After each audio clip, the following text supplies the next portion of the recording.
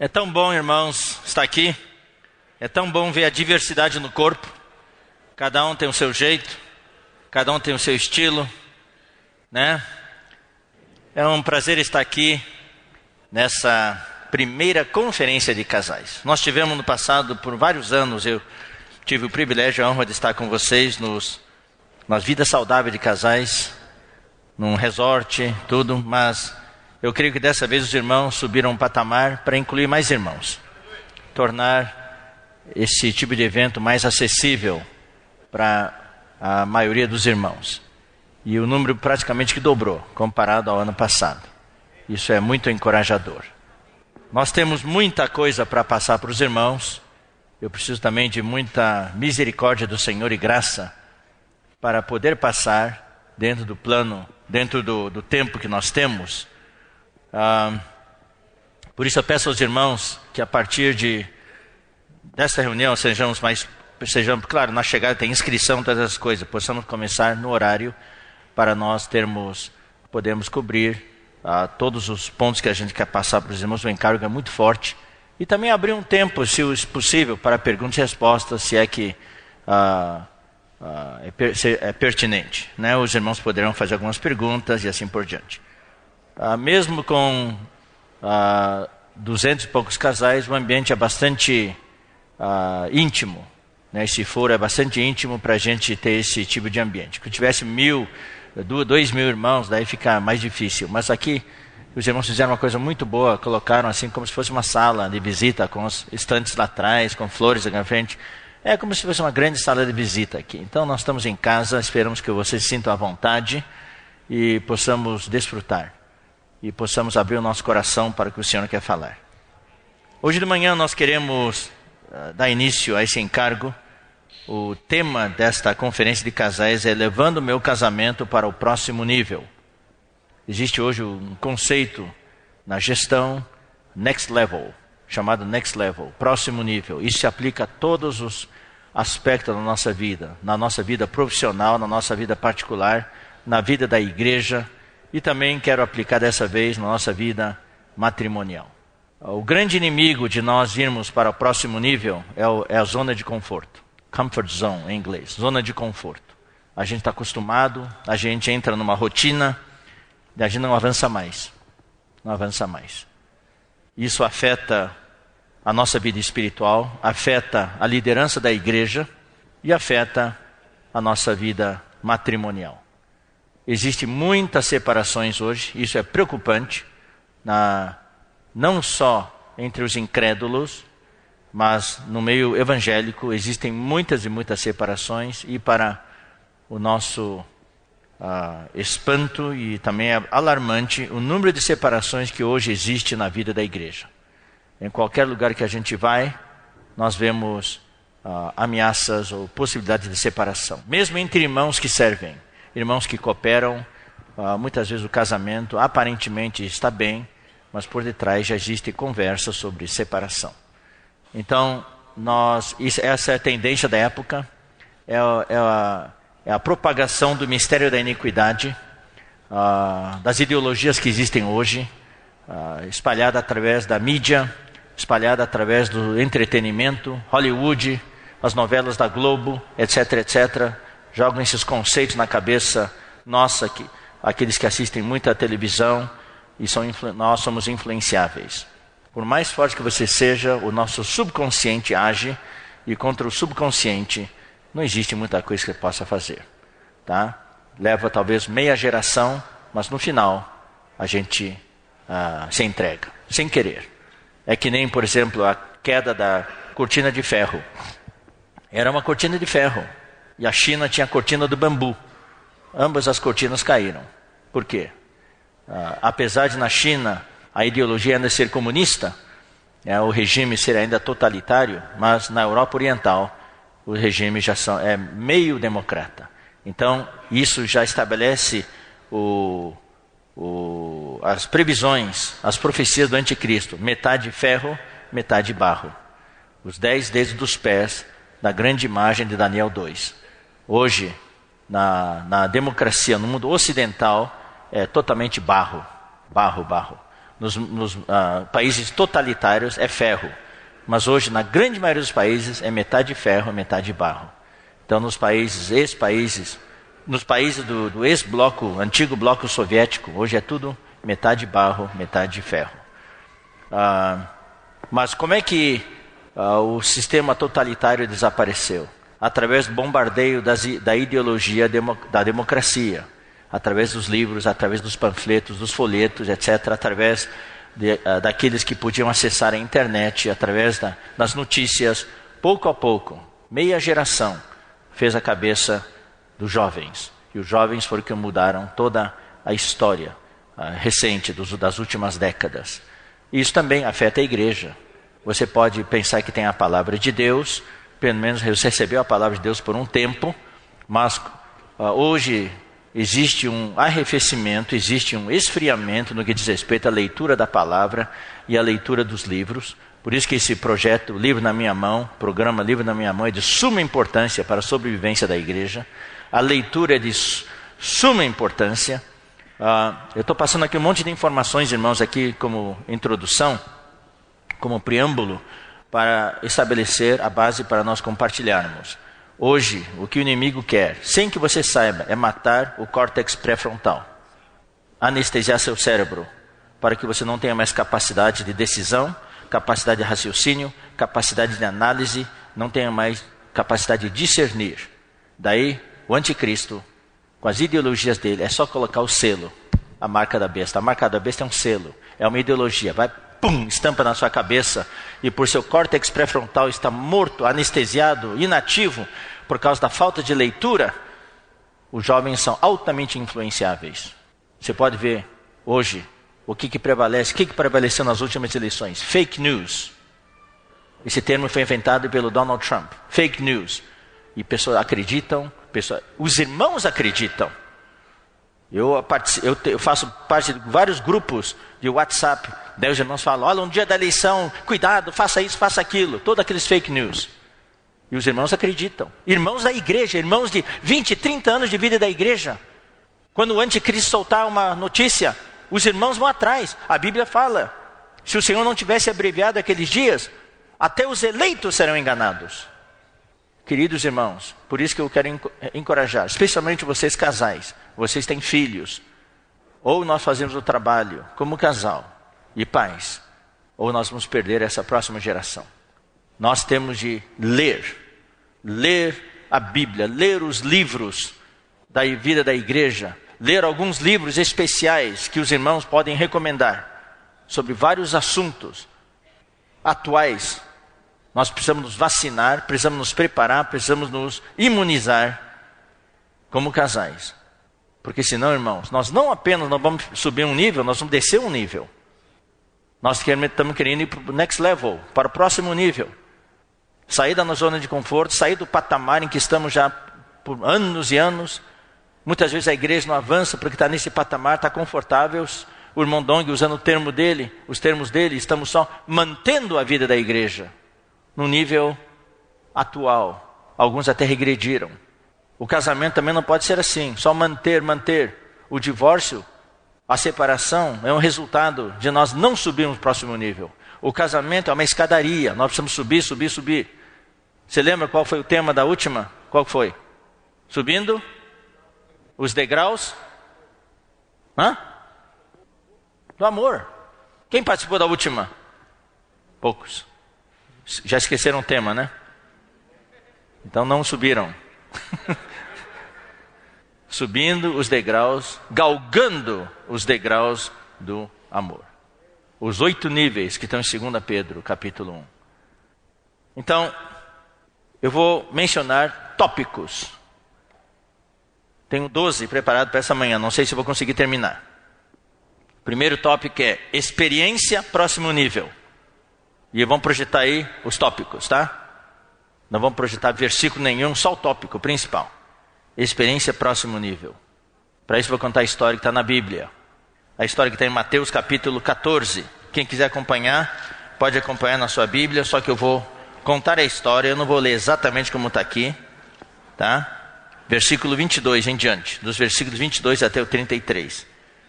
Jesus acabou de multiplicar os pães, alimentou 5.000 pessoas. Daí Jesus despediu as multidões e pediu para os discípulos já passando adiante para o outro lado do mar. Eles entraram num pequeno bote, num pequeno barquinho e foram. Daí Jesus subiu ao monte para orar sozinho. Jesus sempre fazia isso. Ele tinha uma vida de oração. Daí, caindo a tarde, à noite, ele estava sozinho em cima do monte. O barco já estava longe, lá no meio do mar, mas tinha um problema. Aqui no versículo 24 fala, o barco estava açoitado, sendo açoitado pelas ondas, porque o vento era contrário.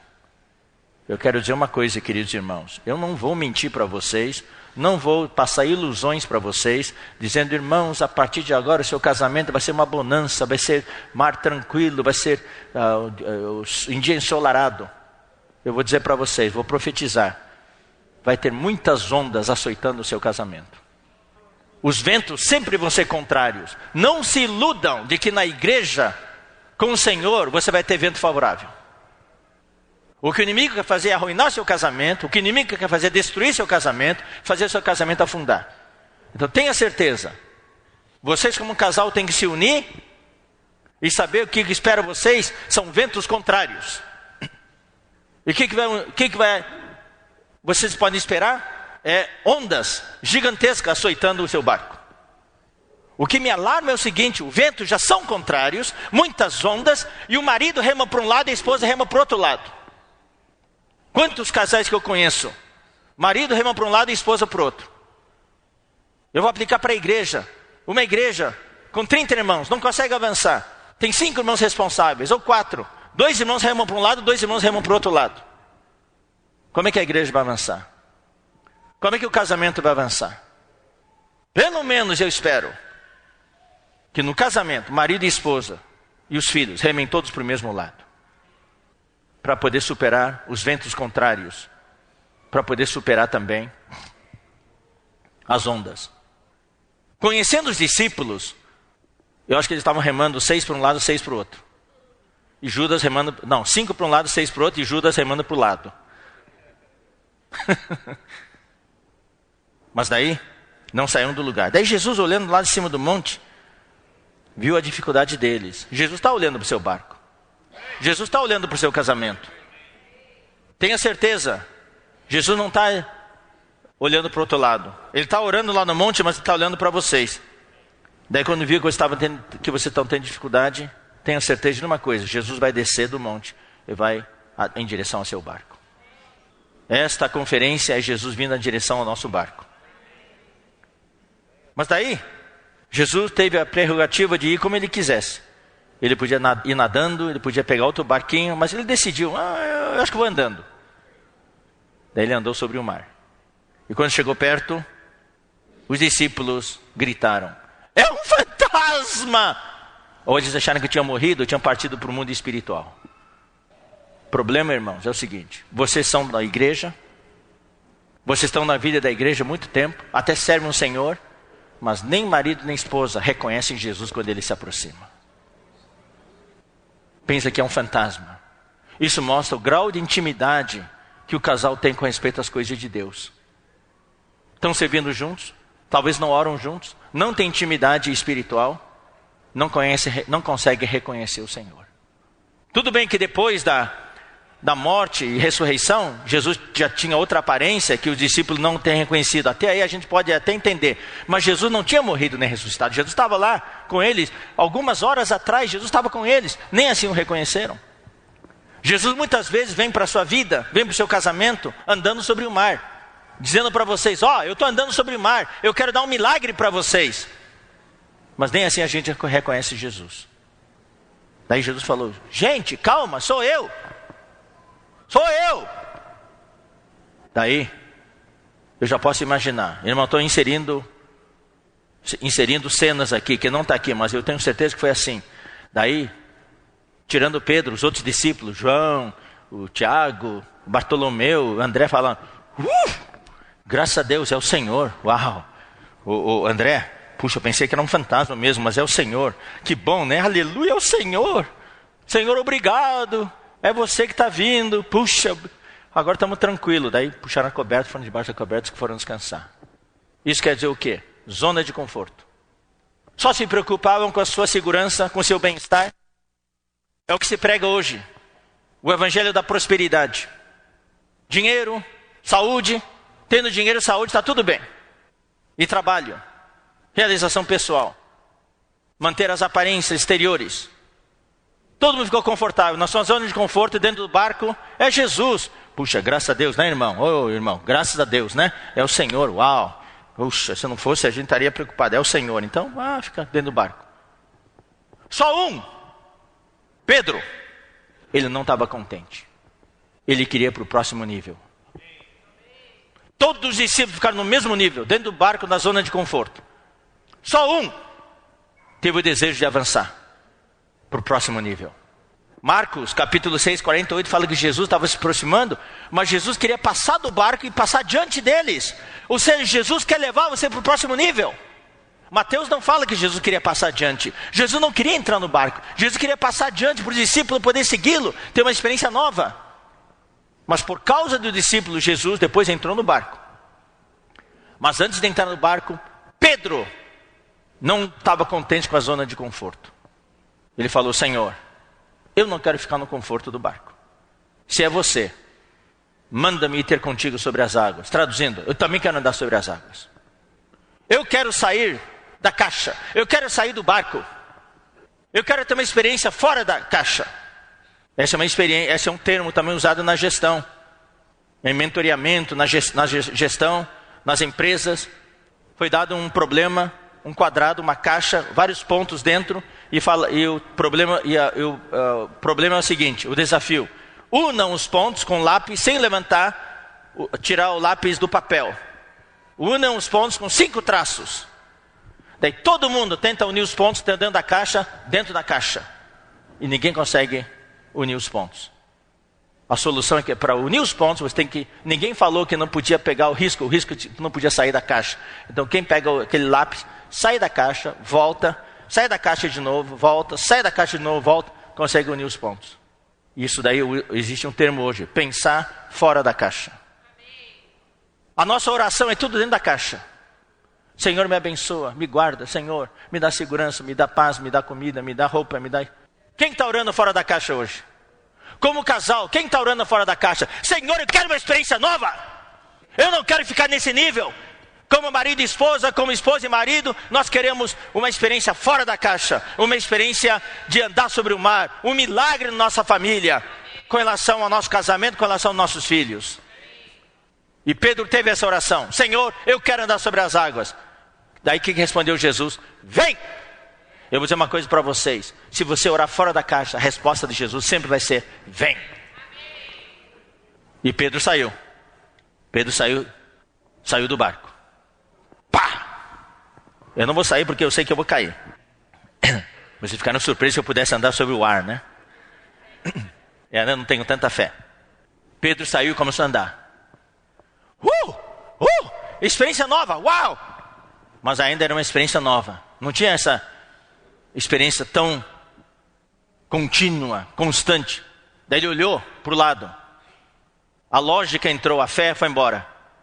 Olhou os ventos, olhou as ondas, daí afundou. Daí gritou: socorro! Ó Senhor Jesus! É nesse momento que invocar o nome do Senhor tem valor. Numa experiência nova. Você está desbravando novos campos, novas áreas no seu casamento. Daí você certamente, irmãos, vai afundar. Eu vou dizer uma coisa: só não afunda quem nunca sai do barco. Não comete erros quem nunca tenta coisa nova. Nós temos que correr certos riscos sabendo que Jesus está do seu lado. Daí você pode invocar o nome do Senhor. E ele afundou. Socorro, Senhor Jesus! Mas daí ele foi o único que teve a experiência de Jesus agarrando pela mão e tirando ele do mar. Que experiência! Daí eles voltaram para o barco. Daí o que diz aqui? Versículo 30. Reparando, porém, na força do vento, teve medo e começando a submergir, gritou: salva-me, Senhor! E prontamente Jesus, estendendo a mão, tomou e lhe disse: homem de pequena fé, por que duvidaste? Subindo ambos para o barco, cessou o vento.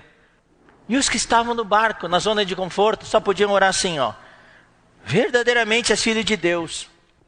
Daí chegaram na praia, o barco parou lá, desceram do barco. 11 discípulos estavam sequinhos. Só um discípulo estava molhado. 11 discípulos só tiveram uma história para contar. Mas só um discípulo teve uma experiência e um testemunho para dar. Que tipo de casal você quer ser? Um casal que só conta a história dos outros? Ou um casal que tem uma experiência pessoal com o Senhor? Que tem um testemunho para dar? Você quer ser um casal seco ou um casal molhado? Que mesmo tenha afundado, mas você experimentou Jesus estendendo a mão e tirando vocês da água. Sair da zona de conforto. Existe em Efésios 3:20 uma oração, um versículo que nos encoraja a orar fora da caixa. Ali fala, porque Deus é poderoso para fazer infinitamente.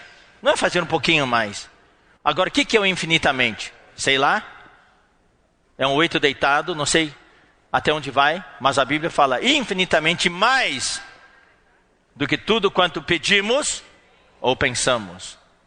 Então, para ter um casamento, para levar o seu casamento para o próximo nível, eu quero encorajar nesse primeiro ponto, a que vocês comecem a orar fora da caixa.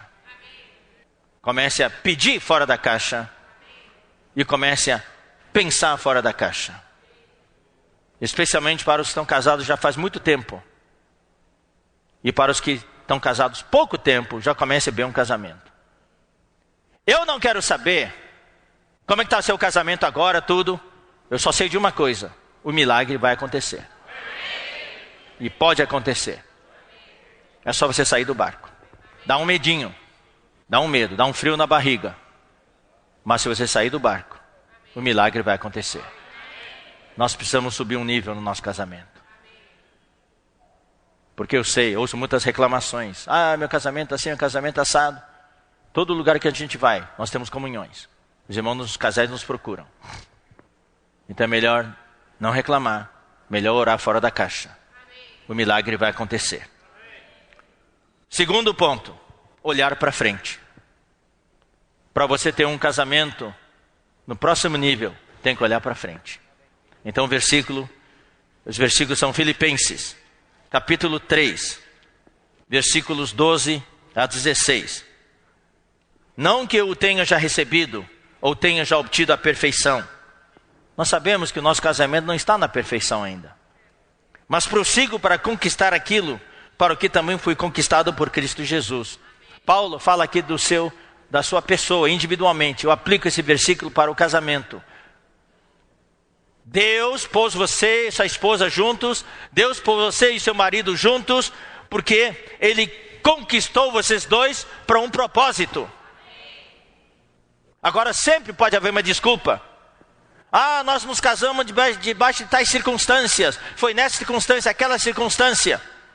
Cada cultura tem uma circunstância. Nos países árabes, o casamento é arranjado. Na China, o casamento é arranjado. Eu vi meus pais, desde pequeno, contando histórias. A maioria dos meus tios, todos os casamentos foram arranjados. Você acredita que um casamento arranjado pode haver o amor? Pessoas já dizem que não. Aí que está. Deus pode mudar a situação. Da estabilidade familiar, não existe nenhum país como a China. Casamento estável, como na China. E a grande maioria dos casamentos arranjados. É por causa da cultura. Hoje não. Hoje a China daí mudou. Influência da cultura ocidental. Mas também o número de divórcios aumentou drasticamente. Na China não havia separação. Eu não estou defendendo casamento arranjado ou não casamento arranjado. Eu estou dizendo, não importa a origem do seu casamento. Tem gente que vai procurar gente para aconselhamento matrimonial. O amor acabou. Eu disse, acabou mesmo? Acabou mesmo? Morreu. Não tem mais nenhum sentimento? Ah, não, ainda tem. Eu falei, se tem um sentimento do tamanho de uma folhinha, do tamanho de um grão de arroz, o casamento pode voltar. O amor pode voltar. O amor pode brotar. É que o que acontece, eu dou essa ilustração, porque eu tive uma experiência com meus pais, eu aprendo muitas coisas, aprendi muitas coisas com meus pais, vendo a situação, eu aplico. Uma vez lá na fazenda do meu pai, lá no Rio Grande do Sul, o encarregado passou herbicida em vez de inseticida para matar a lagarta. Daí se enganou, colocou herbicida e pulverizou a soja e matou a soja, dessecou todas as folhas. Aí, apavorado, ele foi lá procurar meu pai entrou na fazenda, olhou lá, a fazenda não era muito grande e a área afetada foi enorme. Meu pai, o coração simplesmente se derreteu. Daí ele chamou um engenheiro agrônomo, perguntou para ele para dar a opinião dele. Se devia passar grade, arar a terra de novo, replantar ou fazer o quê? Daí o agrônomo se ajoelhou e examinou a planta e falou: Senhor Samuel, você crê em Deus? Meu pai falou: claro, eu sou cristão. Falei assim: então, ore a Deus, reze a seu Deus para chover. Porque se chover, ainda tem esperança de que essa soja volte a brotar e frutificar. Meu pai falou: como está sequinho? Eu falei: se ajoelha aí, seu Samuel. Se ajoelhou, olharam, bem na ponta de cada pé de soja havia uma folhinha verde, tamanho de um grão de arroz, que não foi afetado por causa de um fenômeno dos líquidos chamado tensão superficial. Quando pulverizou, então a folha grande, daí existe adesão do líquido, daí absorve. Mas naquela folhinha tão pequena, aquele líquido não aderiu. Você vê, às vezes, né, nas plantas de manhã, você vê tem umas gotículas que não molha. Você faz assim, a gotícula escorre. Você também vê insetos andando sobre água, né? Por quê? Porque não afunda, por causa da tensão superficial. Existem nos líquidos dois fenômenos: tensão superficial e capilaridade. Eu estudei física. Eu não colei, eu estudei. Daquela folha não foi afetada. Não era sistêmico, era por contato. Daí meu pai foi para casa, nos avisou, todos nós oramos. E choveu. Choveu 2 dias. Passado algumas semanas, todas as folhas brotaram. E deu para colher ainda. Então o que existe no casamento é o seguinte, queridos irmãos. O casal vive do passado, desenterrando as mágoas do passado, os problemas do passado, reclamando disso e aquilo, e fica arrancando folhas um do outro. Quando recém se casam, ou estão namorando, daí vem uma folha ali com lagarta. Querido, para, deixa eu tirar essa lagarta aqui. Ó. Daí a esposa vê no marido uma folha cheia de poeira. Peraí. Pega um borrifador, borrifa e limpa a poeira. Depois de vários anos de casado, vê uma folha com lagarta. Espera aí, arranca. Daí o marido vê a folha com poeira. Chega lá, arranca também. E depois de vários anos de casado, não sobra folha nenhuma. Arrancou tudo. Briga, arrancando as folhas. Depois reclama que o casamento não tem mais folha. Claro, arrancou tudo. Daí quando eu dou o meu aconselhamento, eu pergunto: você ainda ama a sua esposa? Deixa eu ver. Quando fala assim, deixa eu ver, acabou. E eu deixo perguntar para ele: você ama seu marido ainda? Amo! Opa, aí tem esperança. Daí se tem ainda uma folhinha de amor, tamanho de um grão de arroz, o casamento vai brotar de novo. É só não arrancar essa folhinha, tem que regar. Então, queridos irmãos, tem que saber que o casal foi conquistado por um propósito. Deus colocou vocês dois juntos. Eu não quero saber, Deus é soberano nas suas decisões. Vocês estão juntos hoje, Deus tem um propósito para vocês.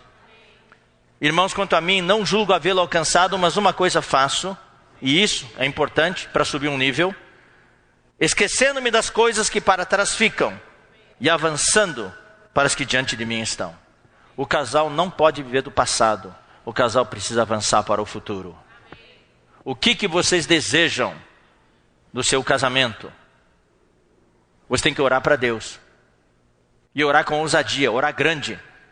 O item anterior, orar fora da caixa. Orar, pedir e pensar grande. Senhor, nosso casamento está assim assado, nós queremos isso para o nosso casamento. Nós queremos isso para os nossos filhos. Não é só orar pela comida, pela roupa, pela saúde. Tem que começar a orar. O que vocês querem? Talvez até no final da reunião, dá 1 minuto para vocês orarem juntos, para vocês começarem já a pedir para Deus o que vocês esperam que Deus faça no seu casamento. E ser específico. Não ficar fazendo rodeios. Ser específico, ser direto, a queima-roupa.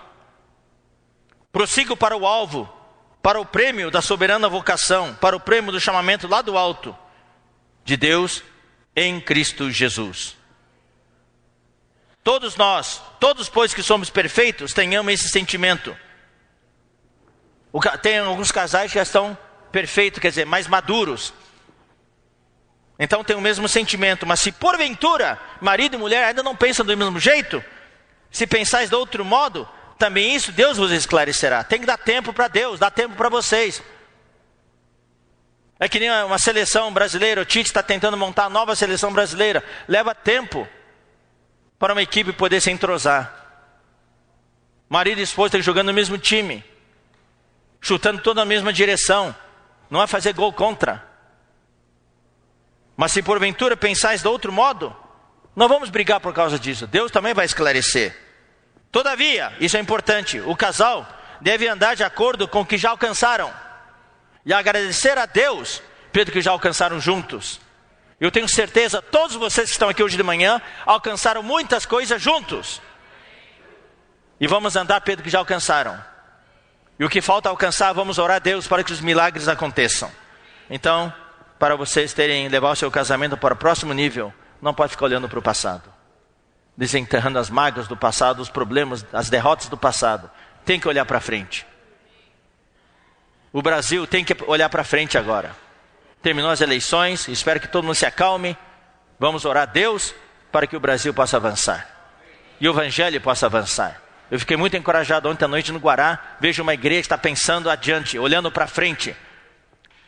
Querem chegar até 100 no final desse ano.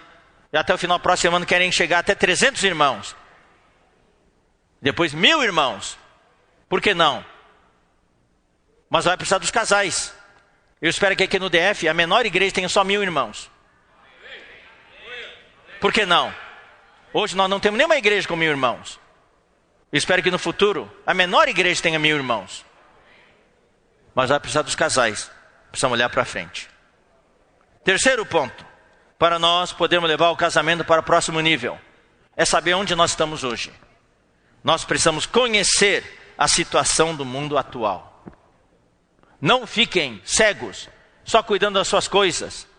Preste atenção às notícias, especialmente na área da ideologia. Tudo isso faz parte do mistério da iniquidade. Está operando forte hoje. O mundo está preparando a vinda do anticristo. E para isso, tem que esvaziar a cabeça das pessoas. Tem que anestesiar a cabeça das pessoas. No Brasil, 40% das pessoas não leem. Não tem o costume de ler. E 30% das pessoas nunca leram um livro.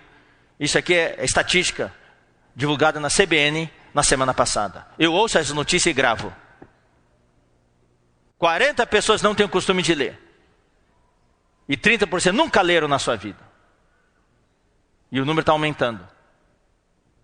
Eu me preocupo que na igreja os jovens não leem. Quem tinha costume de ler, não está lendo mais. Então nós precisamos conhecer a situação do mundo atual. Mateus capítulo 24, versículo 12. Porque o efeito do que existe no mundo atual afeta a igreja tremendamente e afeta os seus filhos. Não fiquem cegos, não acordem só quando os seus filhos chegarem na adolescência.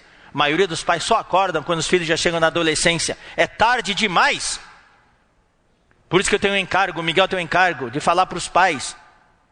Mas mesmo a gente tendo palestra para os pais, conferência de pais, são poucos os pais que se dispõem a participar. A gente marca com 1 ano de antecedência. E mesmo assim, muitos pais nem aparecem.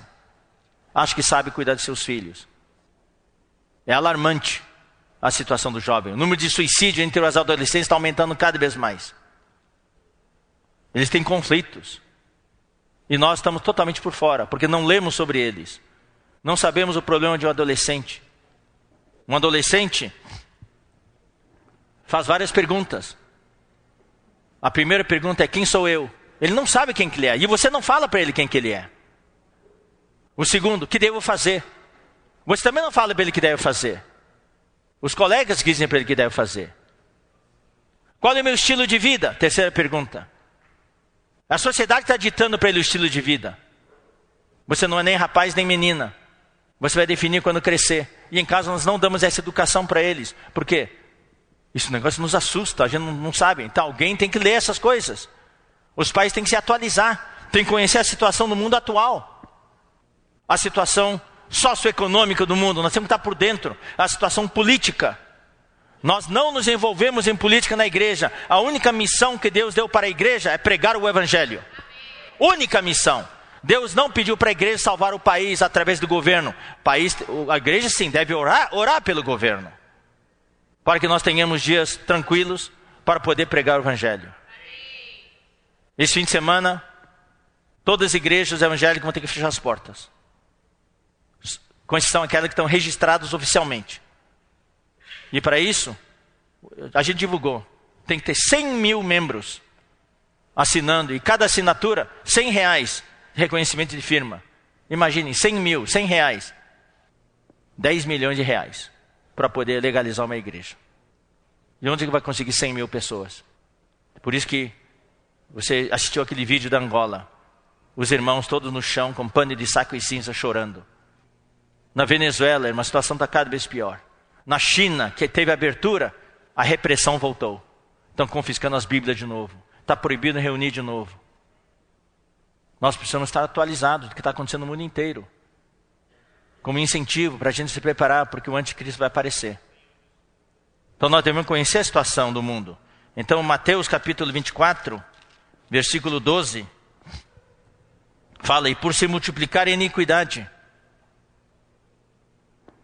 o amor se esfriará de quase todos. Ou em outras versões, o amor se esfriará de muitos.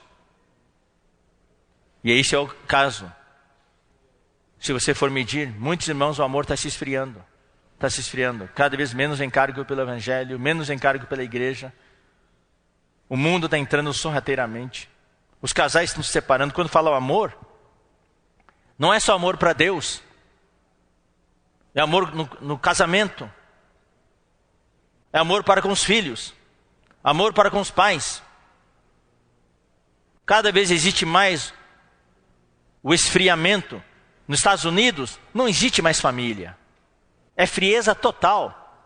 Só são pessoas vivendo debaixo do mesmo teto. Marido e esposa, cada um com seu carro, cada um com a sua vida. Os filhos, cada um com sua vida. Na hora do jantar, é difícil a família que os pais e filhos comem juntos. Cada um pega a comida e vai para o quarto assistir televisão. O filho vai para o seu quarto, a filha vai para o seu quarto. E quando estão sentados juntos, nem conversam mais. É tudo no WhatsApp. Lá não usa tanto o WhatsApp, lá usa Line, coisas assim, está tudo lá. Eu estive em Puno no final de semana passado, a 4.000 metros de altitude. 1 grau. Numa manhã estava -1. Tonturas, dor de cabeça, falta de ar. É o que você sente quando está a 4.000 metros de altura. E digestão para. O pâncreas para. Daí a barriga enche de gases, altamente desconfortável. Toda vez que eu vou para essas alturas, seja em La Paz, o Miguel está em La Paz agora, esse final de semana, orem por ele. Está passando pelos mesmos sintomas lá. Mas daí, na sexta noite, tinha 700 pessoas. Dos 700 pessoas, palestra para os pais. 550 eram convidados, pessoas de fora. E eu perguntei para eles, quando foi a última vez que vocês se sentaram com seus filhos para conversar? Não é falar de roupa, de escola, é conversar. Olho no olho. E eu pergunto também para os casais, quando foi a última vez que você, como marido e esposa, sentaram para conversar coisas sérias? Não para conversar do trabalho, conversar sobre isso e aquilo, sobre comprar isso, comprar aquilo, ou uma consulta médica. Mas é para falar sobre a situação do casamento de vocês. Coisas positivas, coisas encorajadoras, coisas difíceis. Talvez o marido está muito nervoso, daí tem que conversar para explicar por que está nervoso assim. Quando foi a última vez? Então nós precisamos saber. Isso é tudo esfriamento do amor. São pessoas vivendo debaixo do mesmo teto, mas isolados um do outro. É como se fossem colegas numa república, morando juntos só. E o que existe é rotina, familiaridade, mas falta intimidade.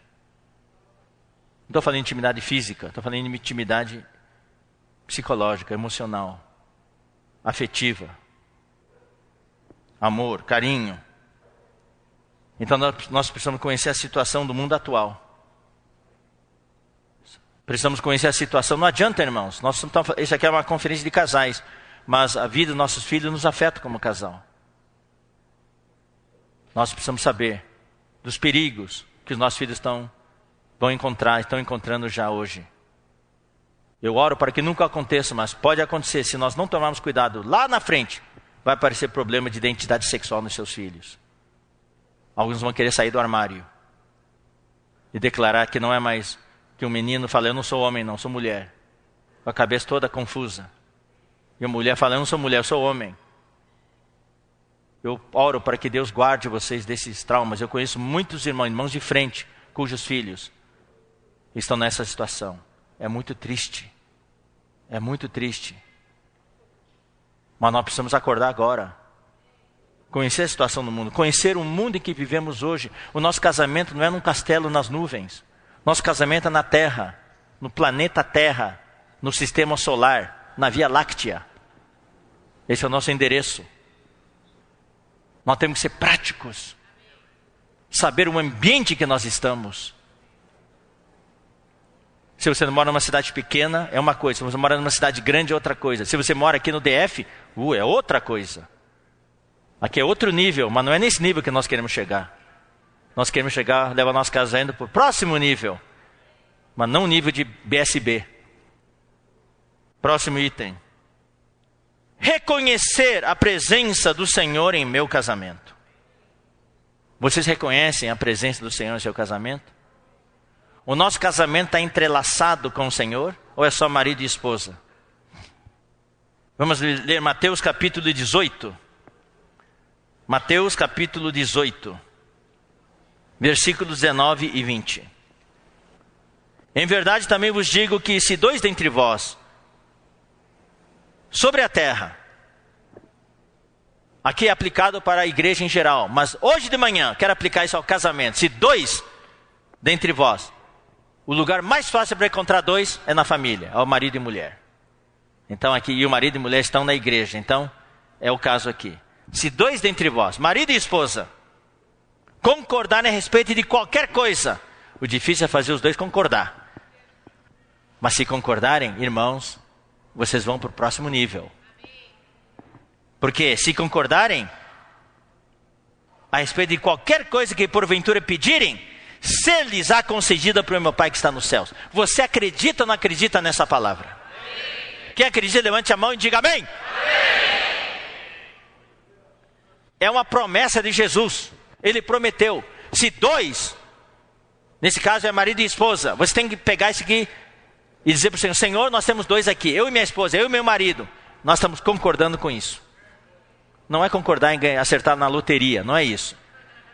São as coisas de acordo com o propósito de Deus, na criação dos seus filhos, na situação do casamento, na situação econômica, na situação da saúde, concordar.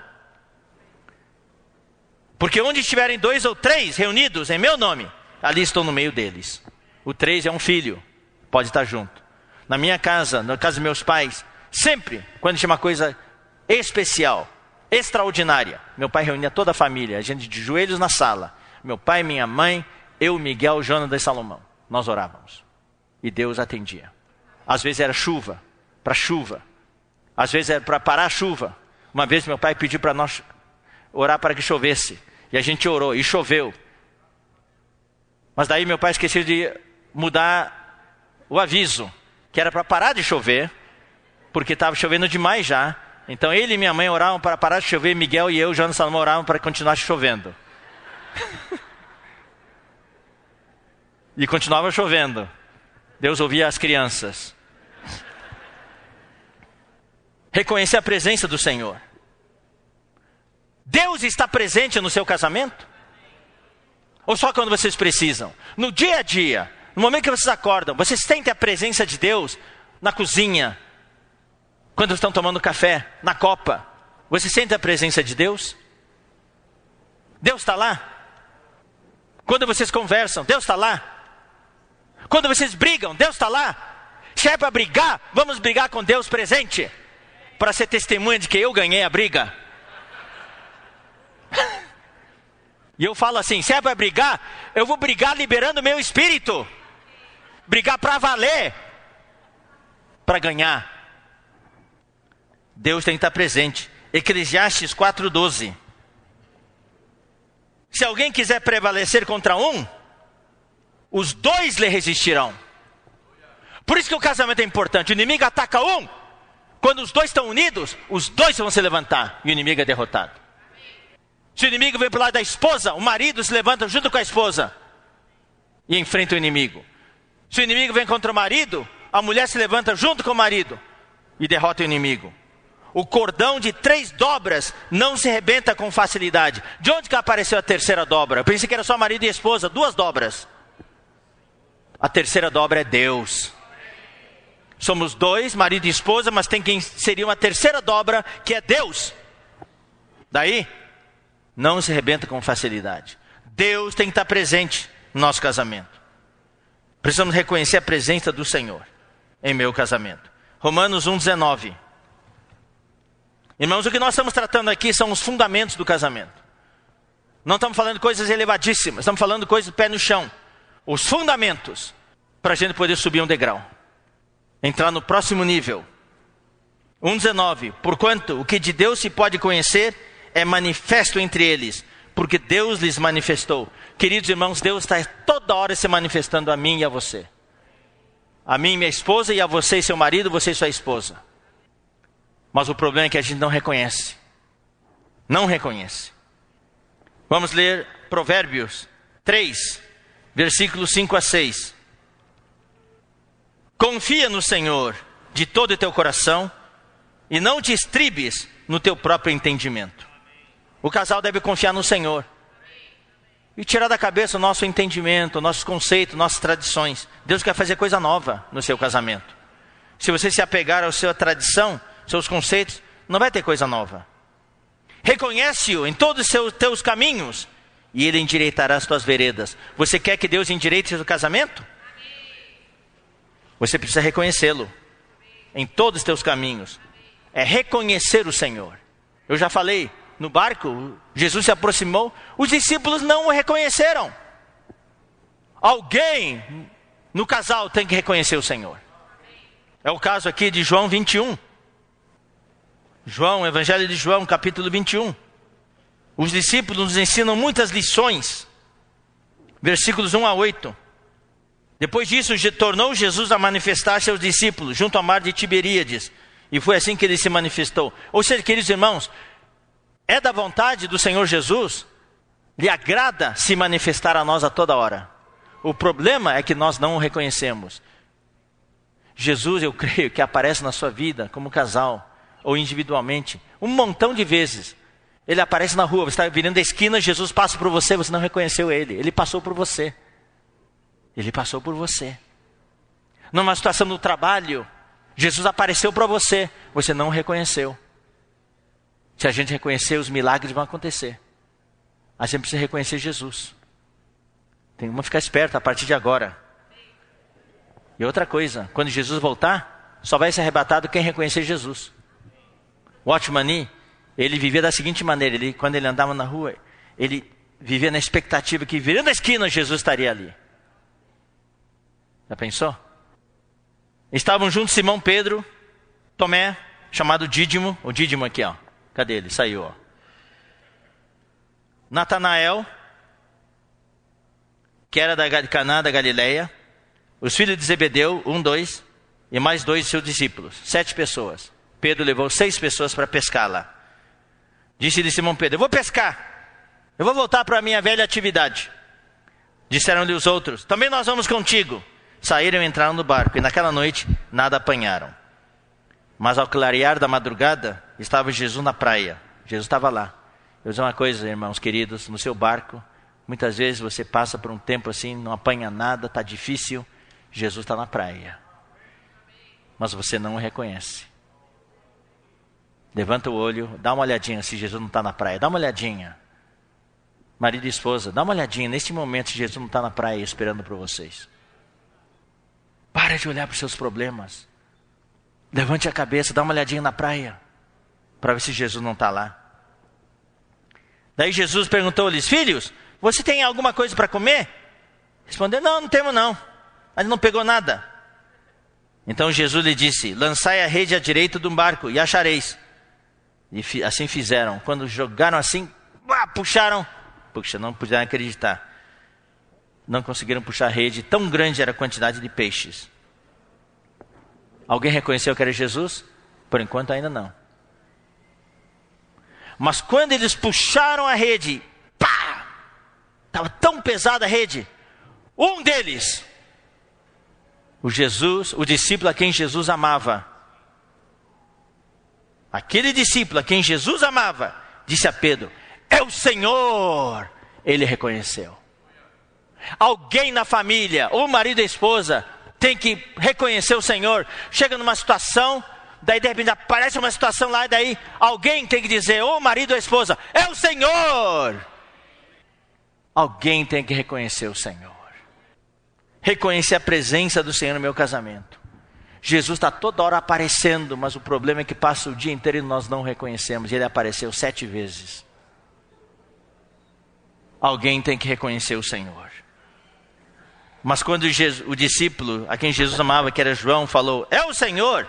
Aí nessa hora, Simão Pedro mostrou que ele era realmente alguém que vivia fora da caixa. Daí ele de novo saiu do barco. Só que não foi andando não, ele se atirou para nadar mesmo. Ele se cingiu com a sua veste, amarrou na cintura a sua veste e se lançou no mar. Mas os discípulos, outros, vieram na zona de conforto. De novo, só Simão Pedro se molhou.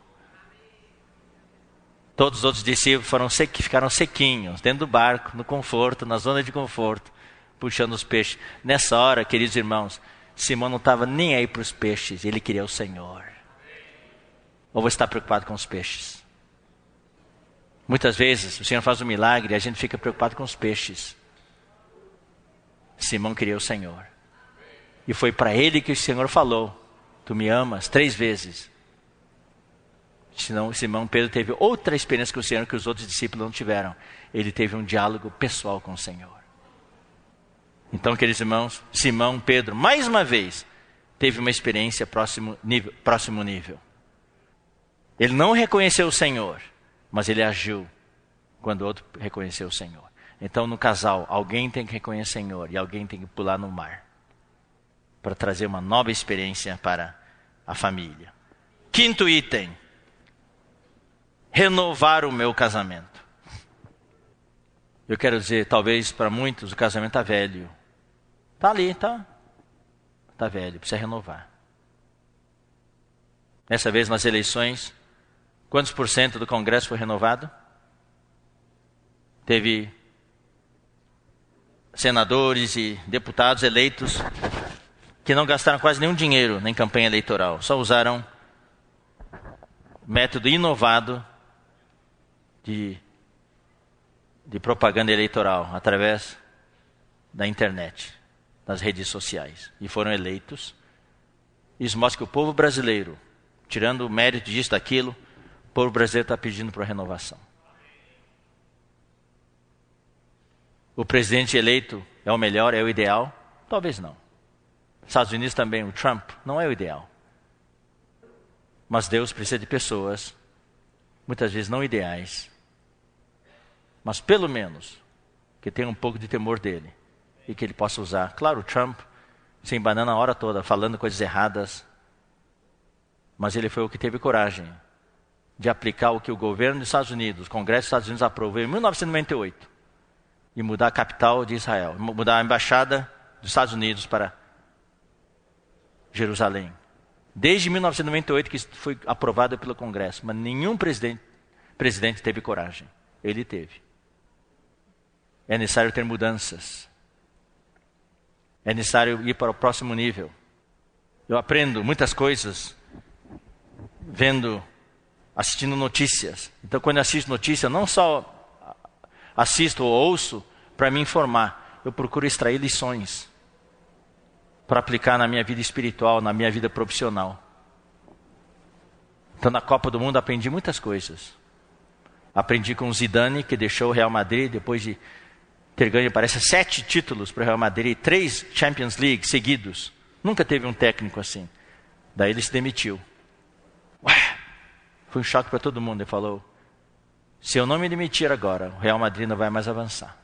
Precisa de uma nova experiência, precisa ir para o próximo nível. México. Vocês gostaram quando o México ganhou da Alemanha? Hã?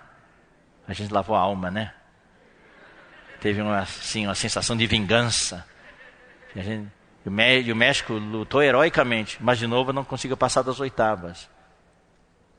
Então saiu o ditado, que eu aplico para a igreja. Jogou como nunca e perdeu como sempre. Na igreja nós trabalhamos como nunca, com pouco resultado como sempre. Mas isso vai mudar, irmãos. Vai mudar. O Brasil é um país que eu conheço que mais trabalha. Então, no mês passado, 3 semanas atrás, eu vi a notícia na CBN. Compararam as bolsas de valores nos Estados Unidos e Brasil. Nossa bolsa de valores é a Bovespa. Comparado com dados de 10 anos atrás e hoje. Em volume em reais, aumentou bastante. Mas tomando dólar como referência, a Bovespa, depois de 10 anos de atividades, não aumentou o seu valor em 1 centavo. Em dólar, ficou igual. Enquanto isso, a Bolsa de Nova York, no Wall Street, Dow Jones Industrials, aumentou seu valor 3 vezes mais. E o Nasdaq, que são as 30 empresas de tecnologia, aumentou seu valor 6 vezes mais. E o Brasil permaneceu no mesmo patamar. Não foi para o próximo nível. Nosso casamento também. A gente não pode ficar lutando e ficar no mesmo nível. Nós temos que subir um patamar. Depois subir outro patamar. Até a volta do Senhor. Deus quer usar vocês, queridos casais. Não é só para ter um casamento bom. O nosso objetivo é Deus nos usar na vida da igreja. É ser úteis a Deus na vida da igreja. E para isso nós precisamos renovar o nosso casamento. Renovar. Quem não se renova hoje nas empresas, em todas as áreas, fica para trás. Na igreja também precisamos renovar. Renovar a liderança, renovar a nossa maneira, o casamento muito mais. Então, 2 Coríntios 4,16. Por isso não desanimamos. Pelo contrário, mesmo que o nosso homem exterior se corrompa, contudo o nosso homem interior se renova de dia em dia. A nossa renovação não é exterior. Não é aplicar botox. Não é esticar a pele. Fazer, como é que chama? Aqui na barriga, como chama? Lipo. Não é esse tipo de renovação. É a renovação interior. Nosso homem interior se renova de dia em dia. Romanos 12:2 fala que não nos conformemos com este século. O século aqui é o aion, é o mundo atual, mundo moderno, com as suas tendências, com as suas ideologias. Muito facilmente nós nos adaptamos, nos conformamos ideologicamente. E os costumes, tudo. Nos habituamos com as coisas e aceitamos como padrão as coisas deste século. Não, nós não nos conformamos com este século. Antes nos renovamos pela transformação da nossa mente. Ou nós nos transformamos pela renovação da nossa mente. Nossa mente precisa ser renovada. Precisamos ser transformados. E essa renovação, irmãos, é na área espiritual e na área humana. Na área espiritual, a visão que nós temos tem que ser renovada. Por isso que nós temos que nos atualizar espiritualmente, lendo, participando de conferências. É importante, eu sei que não é fácil sair da nossa cidade, tudo, mas pelo menos uma vez por ano devemos sair para a estância, ou uma vez cada 2 anos para a estância, ou participar de conferências regionais. Se possível, sair do país uma vez, de vez em quando, para abrir os nossos horizontes. Então, no lado espiritual, precisamos nos renovar. Lado humano também. Nosso relacionamento humano, emocional, afetivo, o carinho, cuidado do marido e esposa, tem que renovar. Marido que nunca comprou flores, tem que de vez em quando comprar umas flores agora. Tá certo? É. Eu não compro porque minha esposa não gosta. Não é que não gosta, ela falou... Então, daí tem aquele livro muito bom, As 5 Linguagens do Amor. Quem já leu?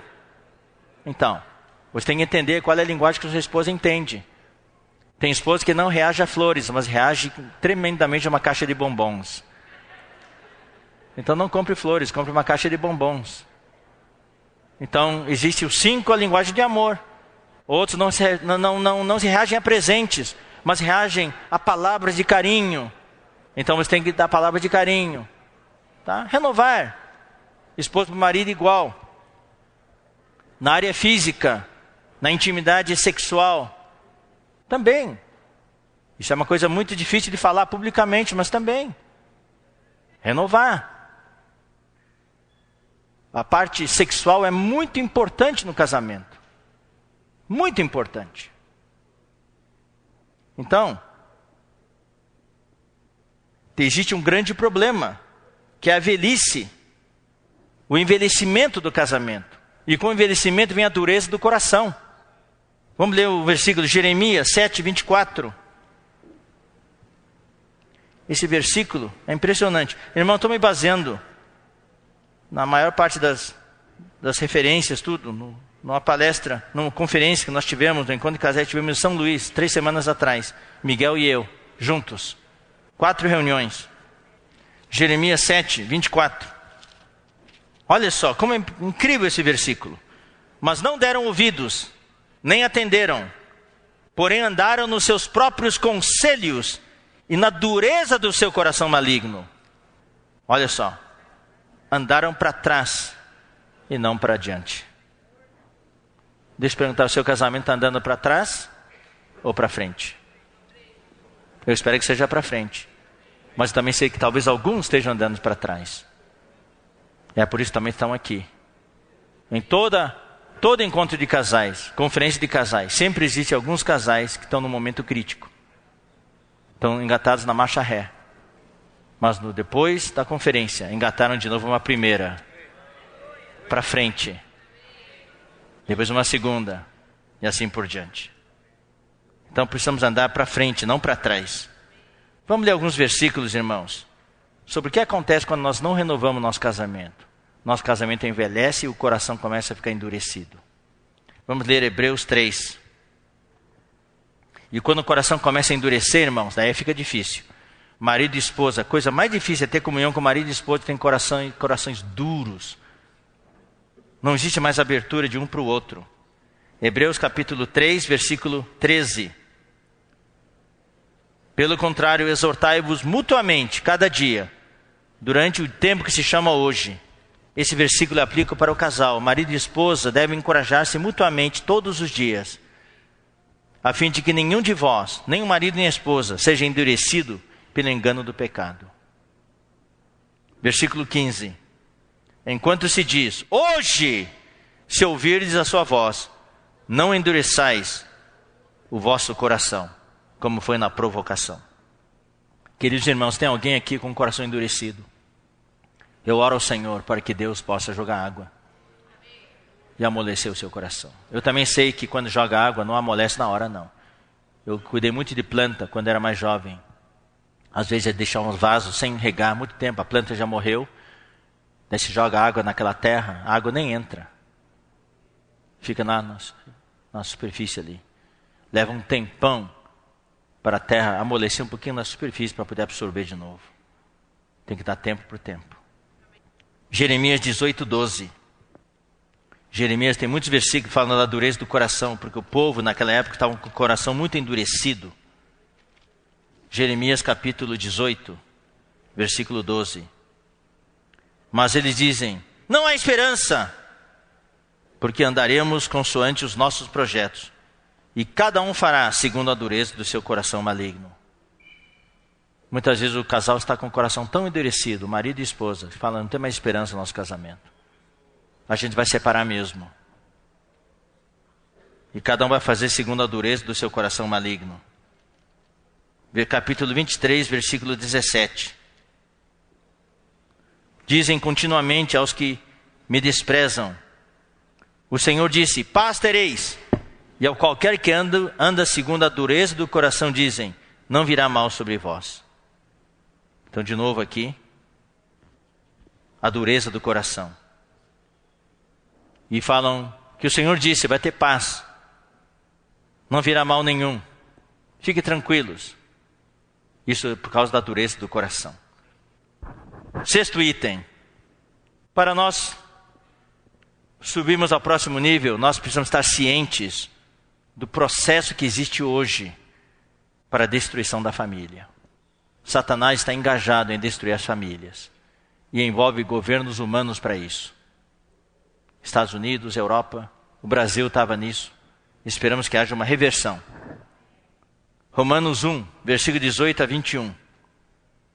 Aqui são vários versículos que nos tornam cientes do processo de destruição da família, dos bons costumes, das morais, da moralidade, dos valores. Tudo está sendo destruído hoje. Estamos na era pós-moderna, com a invasão das ideologias. A situação realmente está muito difícil. Está muito difícil ter filhos. Então, irmãos que perguntam assim, então devo ter filhos? Acho que não vou ter filhos não. Para não criá-los, não saber criar, depois perdê-los. Daí talvez o Senhor demore para voltar até você criar seus filhos. Então não é uma questão de ter ou não ter filho, é questão realmente de ter a visão. Mesmo que você não tenha filhos, talvez você ainda tenha problemas. Romanos 1, versículo 18. A ira de Deus se revela do céu contra toda impiedade e perversão, injustiça dos homens, que detêm a verdade pela injustiça. Hoje só se fala mentiras, falsidades. As verdades de Deus estão sendo retidas hoje. Porquanto que de Deus se pode conhecer é manifesto entre eles, porque Deus lhes manifestou. Mas as pessoas escolheram simplesmente ignorar Deus. Porque os atributos invisíveis de Deus, assim o seu eterno poder, como também a sua própria divindade, claramente se reconhecem desde o princípio do mundo, sendo percebidos por meio das coisas que foram criadas. Tais homens são, por isso, indesculpáveis. Porquanto, tendo conhecimento de Deus, não o glorificaram como Deus, nem lhe deram graças. Antes se tornaram nulos em seus próprios raciocínios, obscurecendo-lhes o coração insensato. Essa é a tendência hoje, é o que existe no mundo hoje. Tendo conhecimento de Deus, sabendo que Ele existe, não o glorificam como Deus. Isso está influenciando a sociedade. Grandes massas estão entrando nisso. Versículos 28 a 32. E por haverem desprezado o conhecimento de Deus, o próprio Deus os entregou a uma disposição mental reprovável, para praticarem coisas inconvenientes, cheios de toda injustiça. Agora vem uma série de itens que caracterizam o mundo de hoje. Então nós precisamos saber que todos esses itens contribuem para a destruição da família, do casamento, nossos filhos. Injustiça, malícia, avareza e maldade, possuídos de inveja, homicídio, contenda, dolo e malignidade, sendo difamadores, caluniadores, aborrecidos de Deus, insolentes, soberbos, presunçosos, inventores de males. E o resultado é desobediente aos pais. Hoje, muitos filhos são desobedientes aos pais. Os pais perderam totalmente a autoridade. Existe a ideologia, a filosofia, não, os pais têm que ser amigos dos filhos. Pode até ser, mas os pais têm que ser pais. Os filhos precisam de pais. Podem ser amigos de vez em quando, mas no momento de autoridade tem que ser pais, tem que ter autoridade. Hoje, os filhos desafiam a autoridade dos pais. Não obedecem. Não sabem obedecer. Daí não obedecem aos professores. Não obedecem à autoridade, não obedecem à polícia. E muito menos na igreja obedecem à liderança da igreja. Essa é a tendência hoje. Insensatos, pérfidos, sem afeição natural e sem misericórdia. É o que existe nas famílias hoje, não tem mais afeição natural. Ora, conhecendo eles a sentença de Deus, de que são passíveis de morte os que tais coisas praticam, não somente as fazem, mas também aprovam os que assim procedem. Então o que está acontecendo, queridos irmãos? É que Deus vai desaparecendo pouco a pouco e o mundo vai entrando. Cuidado, irmãos, cuidado. Você precisa estar ciente de que esse processo está em toda parte. E talvez sem querer já entrou na sua família, no seu casamento. Deus está desaparecendo cada vez mais do seu casamento. E o mundo vai entrando. E a sua família está sendo destruída e você não está sabendo. Chega um momento, a sua família já está esfacelada, destruída, o seu casamento já foi para o beleléu e você não tem mais jeito de salvar. 2 Timóteo 3, 1-5.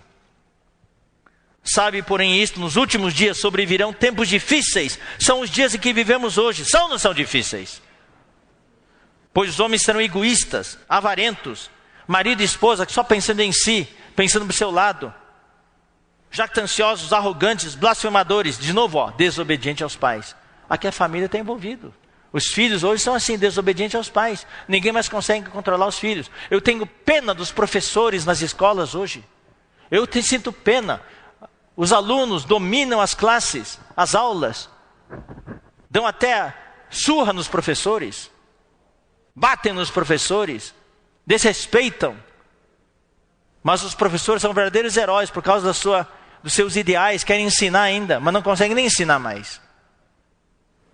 E são às vezes forçados a ensinar coisas contra a sua consciência, pelo programa e assim por diante. E para manter o emprego tem que ensinar aquelas coisas.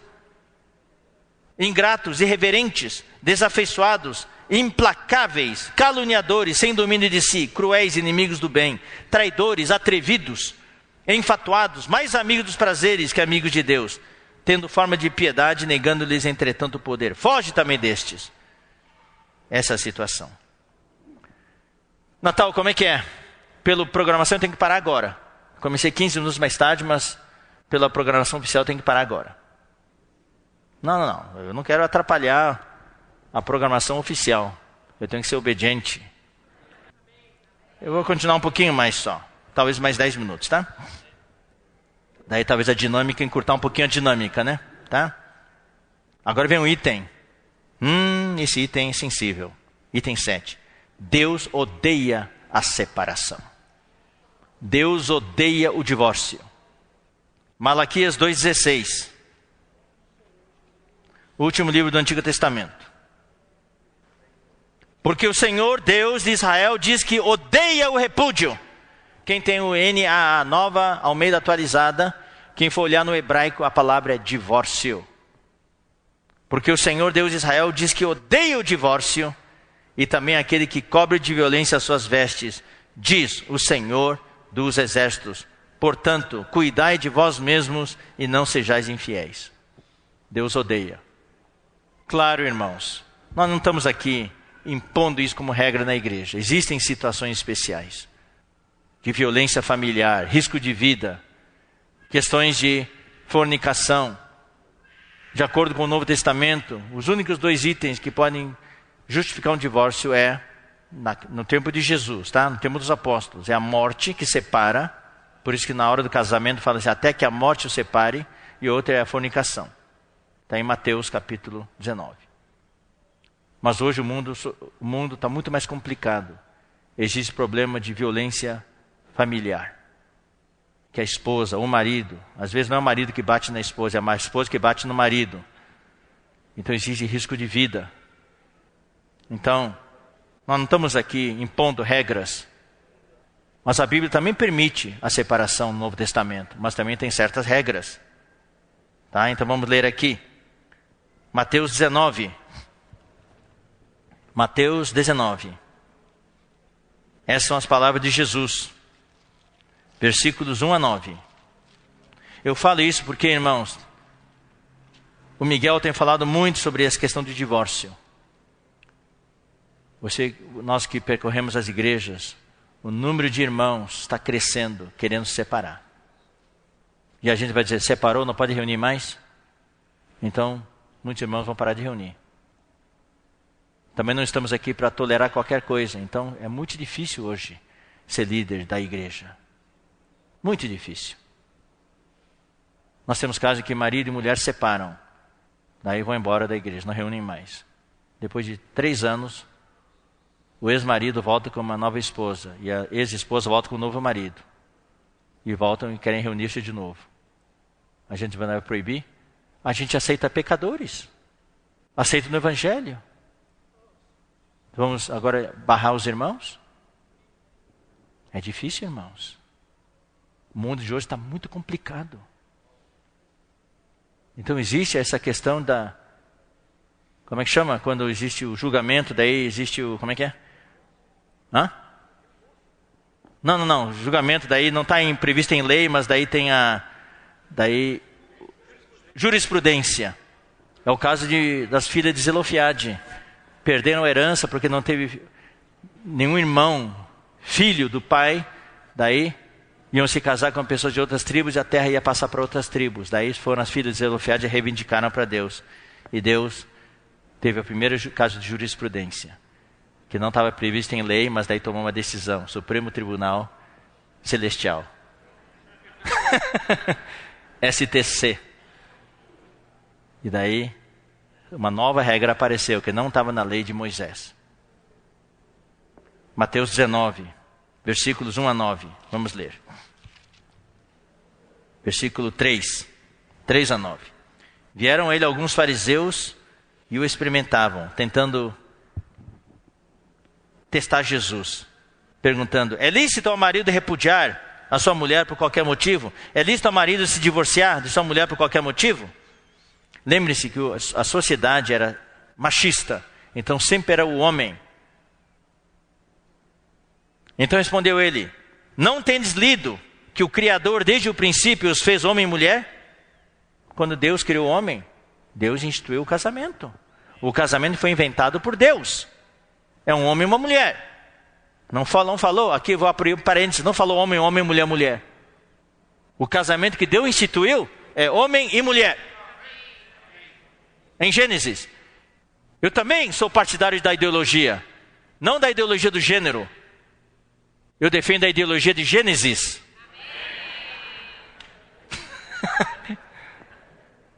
Voltar ao princípio. E que disse: por esta causa deixará o homem pai e mãe e se unirá à sua mulher, tornando-se os dois uma só carne. Irmão, nós vamos depois voltar aqui e destrinchar isso aqui, item por item. Revelação demais aqui. De modo que já não são mais dois, porém uma só carne. Portanto, que Deus ajuntou, não o separe o homem. Ou seja, não tem divórcio. Replicaram-lhe: por que então Moisés mandou dar carta de divórcio e divorciar-se? Respondeu Jesus: por causa da dureza do vosso coração. Está vendo? Razão, de novo, é dureza do coração. Quando o coração está duro, não tem jeito. É separação. Por causa da dureza do vosso coração é que Moisés vos permitiu divorciar-se da vossa mulher. Mas não foi assim desde o princípio. Eu, porém, vos digo: quem repudiar, quem se divorciar da sua mulher, não sendo por causa de fornicação, relações sexuais ilícitas, e casar com outra, comete adultério. E o que casar com a divorciada, também comete adultério. Tá?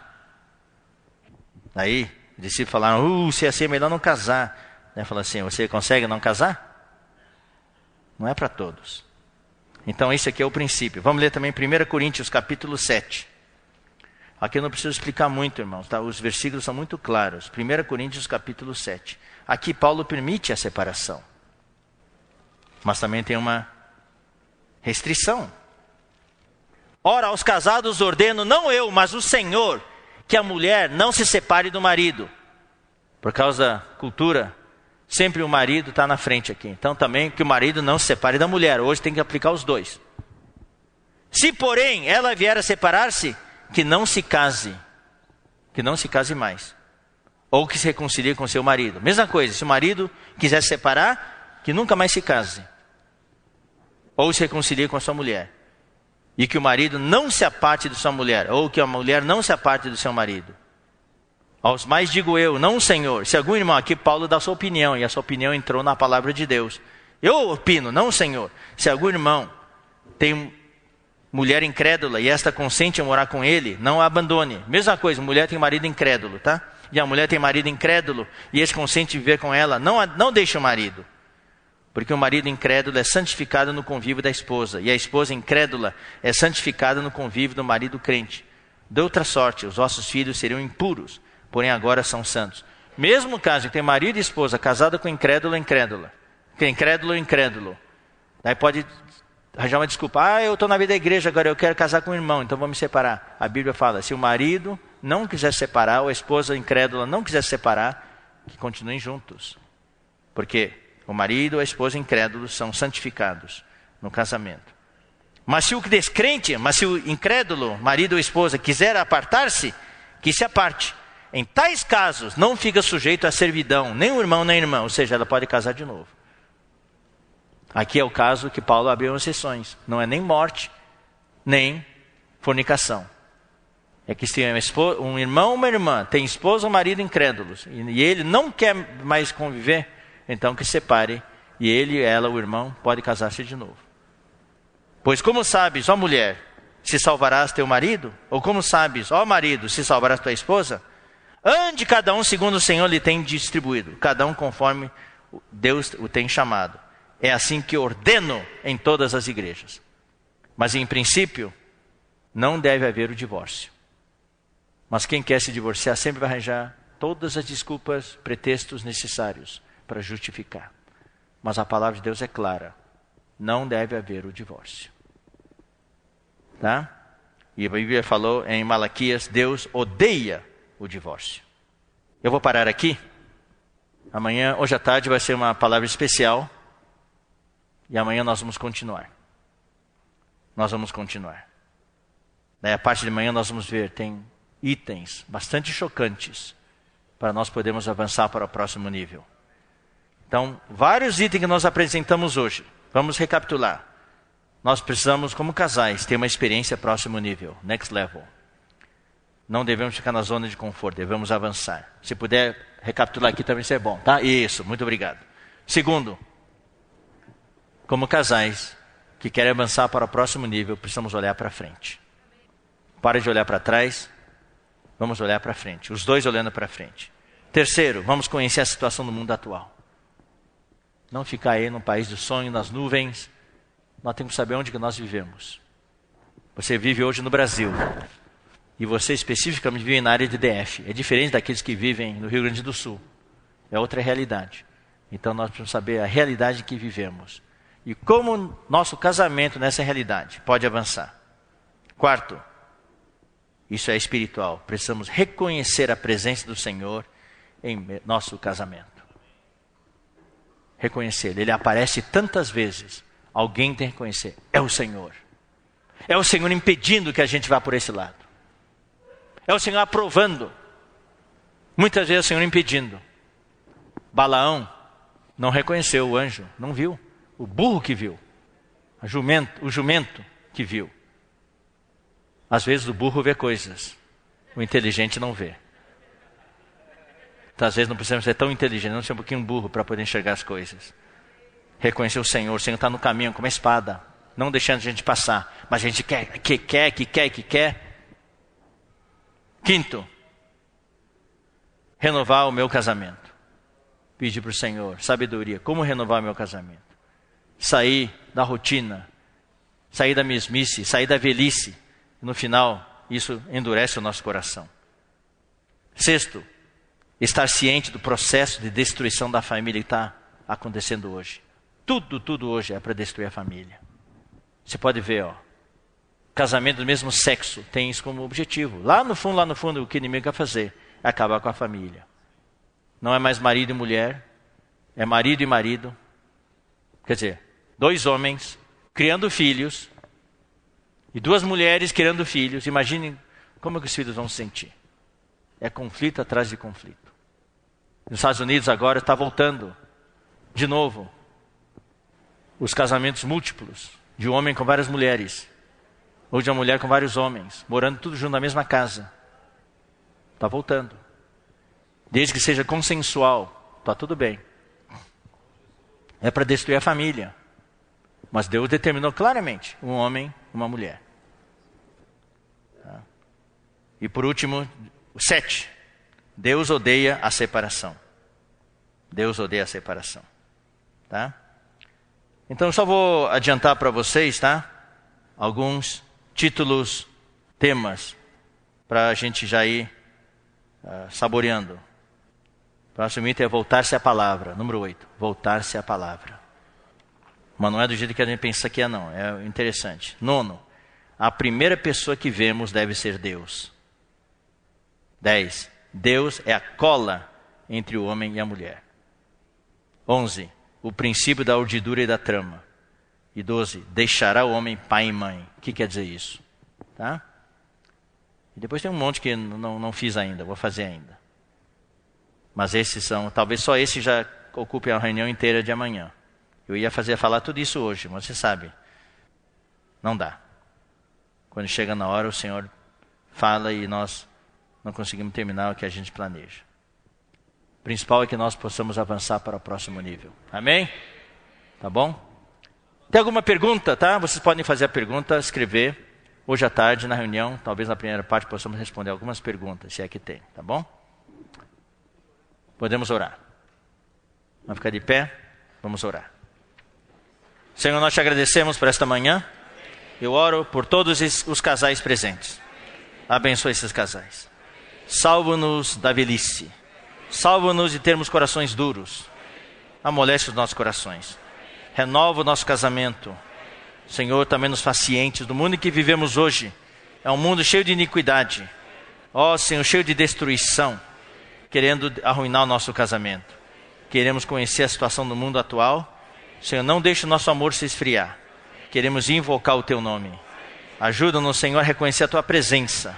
A cada momento, em cada lugar, Tu estás presente em nosso casamento. Ó Senhor Jesus, queremos olhar para frente, avançar para as coisas que diante de nós estão. Ajuda todos os casais a ter uma experiência do próximo nível, a levar o nosso casamento para o próximo nível. Guarda-nos, Senhor. Guarda-nos da separação. Une-nos, Senhor. Cura, sara, Senhor. Fortalece-nos. Enche o nosso casamento de alegria.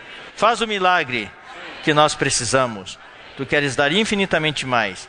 Fazer infinitamente mais do que tudo quanto pedimos ou pensamos. Obrigado, Senhor Jesus. Que todos os casais aqui possam começar a andar sobre o mar, experimentando milagre após milagre. Muito obrigado, Senhor. Finalmente queremos ser úteis nas Tuas mãos para reproduzir-nos, multiplicar-nos nas igrejas. Jesus é o Senhor. Abençoa os casais. Nós abençoamos os nossos amados casais aqui em nome do Senhor Jesus. Amém. Amém.